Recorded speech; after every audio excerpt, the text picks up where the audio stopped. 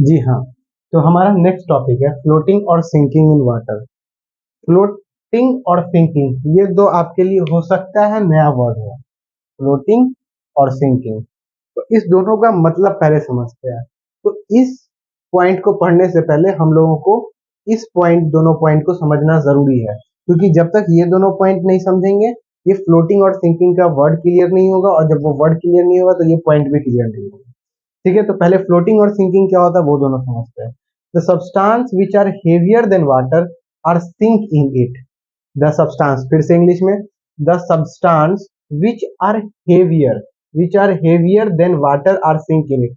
वैसा सब्सटेंस, वैसा चीज जो पानी से ज्यादा हेवी हो, जो पानी से ज्यादा भारी हो, वो सिंक हो जाता है, मतलब डूब जाता है। तो क्या मतलब पता चल रहा है इससे? सिंक का मतलब क्या? डूबना। ठीक है, फिर से, the substance which are heavier than water, वैसा सब्सटेंस जो पानी से ज्यादा हेवियर हो, आर सिंक इन इट, वो उसमें डूब जाता है। बात समझ में आई? तो अब सिंकिंग का मतलब भी आपको समझ में आ गया होगा कि सिंकिंग का मतलब डूब जाना होता है। ठीक, उसके बाद है सेकेंड पॉइंट है, the substance which are lighter than water are water float over it. वैसा सब्सटेंस जो पानी से हल्का होता है, पानी से लाइटर होता है, वो उसमें तैरने लगता है। तो फ्लोट का क्या मतलब हो गया? तैरना। सिंक मतलब यहाँ पे लिख दे रहे हैं, सिंक मतलब यहाँ पे लिख दे रहे हैं, सिंक मतलब डूबना, और फ्लोट मतलब तैरना।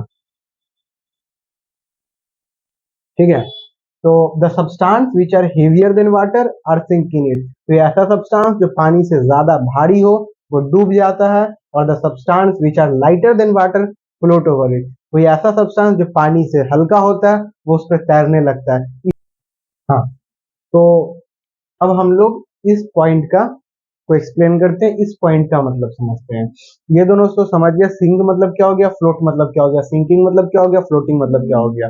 सिंकिंग मतलब डूब जाना, फ्लोटिंग मतलब तैरना। ठीक है, अब इस पॉइंट पे आते हैं। The substance like common salt, sugar and chalk powder sink in water.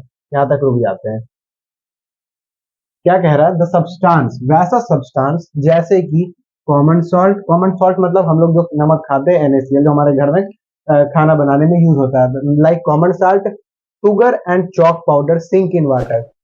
ये कुछ सब्सटेंस है, एग्जांपल दिया गया है, ये पानी में डूब जाते हैं। क्यों डूब जाते हैं? तो उसका यहाँ पे बताया गया कि क्यों ये पानी से ज्यादा हेवियर होते हैं, पानी से ज्यादा भारी होते हैं, इसीलिए कहा गया the substance like common salt, sugar and chalk powder sink in water. ठीक है, कुछ ऐसे सब्सटेंस जैसे कि कॉमन साल्ट, शुगर और चॉक पाउडर पानी में डूब जाते हैं। Whereas material like oil float on the surface of water. लेकिन जैसे कि पानी, ऑयल यानी तेल, वो पानी पे तैरता रहता है। ठीक है, क्योंकि वो पानी से हल्का होता है। तो फ्लोटिंग और सिंकिंग में हमें बस इतना ही पढ़ना था। एक बार रिकैप कर लेते हैं। पहली बात, फ्लोट और सिंक कहते किसको? तो फ्लोट मतलब हो गया तैरना, सिंक मतलब हो गया डूबना। फ्लोटिंग होता क्यों है, सिंकिंग होता क्यों है? क्योंकि फ्लोटिंग जो तैरता है तो वो पानी से हल्का होता है, इस वजह से तैरता है। और सिंकिंग मतलब कोई भी चीज डूब जाता है तो वो सिंकिंग, वो डूब जाता है इसी वजह से। मतलब कोई भी चीज बेसिकली भारी रहता है तो वो सिंक कर जाता है, डूब जाता है। ठीक है, और इसमें एग्जाम्पल दिया गया कि common salt, sugar, chalk powder ये सब पानी में सिंक कर जाता है, मतलब डूब जाता है। और जैसे कि ऑयल, ये फ्लोट करता रहता है पानी के ऊपर। ठीक है, तो फ्लोटिंग और सिंकिंग हमारा खत्म हो गया। हम बढ़ते हैं अपने नेक्स्ट टॉपिक की तरफ। जी हाँ, तो हमारा लास्ट और फिफ्थ टॉपिक है ट्रांसपेरेंसी। तो ट्रांसपेरेंसी में तीन पार्ट हम लोगों को पढ़ना है, ट्रांसपेरेंट, ट्रांसलूसेंट और ओपेक। तो ट्रांसपेरेंट क्या होता है, ट्रांसलूसेंट क्या होता है, और ओपेक क्या होता है? ओपेक तो बहुत ही इजी है, आराम से समझना। पहले एक बार पढ़ लेते हैं, उसके बाद आपको हिंदी में समझा देंगे। The material through which object can be seen clearly.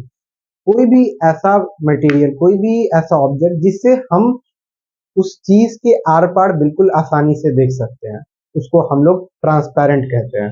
Example, गिलास। ठीक है, तो गिलास को कभी भी सामने में रखते हैं तो हम लोग उसके आर पार बिल्कुल आसानी से देख सकते हैं। जैसे ये स्पेक्टेकल, ये चश्मा का ग्लास है, तो जब मैं इसको पहनता हूँ, जब आप इसको पहनते हो तो इसके आर पार बिल्कुल आसानी से और क्लियरली आपको दिख जाता है। तो ये ट्रांसपेरेंट ऑब्जेक्ट है। वही लिखा है द मटेरियल, द वैसा material through which object can be seen clearly, आर पार क्लियरली ऑब्जेक्ट को देखा जा सकता है, तो ट्रांसपेरेंट कहते हैं। ठीक है।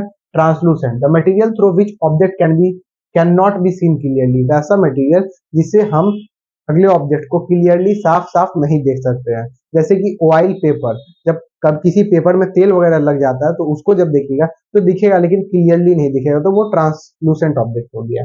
OPEC, the material through which the other side can not be seen, वैसा मटेरियल जिससे हम लोग किसी भी चीज को, दूसरे ऑब्जेक्ट, उस मटेरियल के आर पार नहीं देख सकते। जैसे वाल हो गया, ये मार्कर हो गया, ये बोर्ड हो गया, हम लोग ऐसे लगाए तो इसके पीछे नहीं देख सकते, तो ये एक ओपेक का एग्जांपल हो गया। एक एक एग्जांपल भी अगर आप सबका लिखना चाहें तो इजीली लिख सकते हैं। एग्जांपल में हो गया गिलास, इसके एग्जांपल में हो गया oil paper,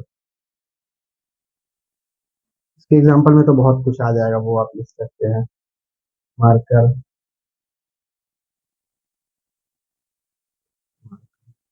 table, chair, etc। ठीक है। तो ये हमारा था ट्रांसपेरेंसी टॉपिक। हमारी ये कंप्लीट हो गया है और हमारा चैप्टर भी कंप्लीट हो गया है। ठीक है। तो इसमें जो भी आपको डाउट होगा वो आप कमेंट में बताइएगा, मैं उसे जरूर बता दूंगा। अगर वीडियो अच्छा लगा हो तो लाइक शेयर सब्सक्राइब जरूर कीजिएगा। और हाँ, इसका क्वेश्चन आंसर ऑब्जेक्टिव चैप्टर 2 का जो भी होगा वो मैं नेक्स्ट वीडियो में बता दूंगा आपको।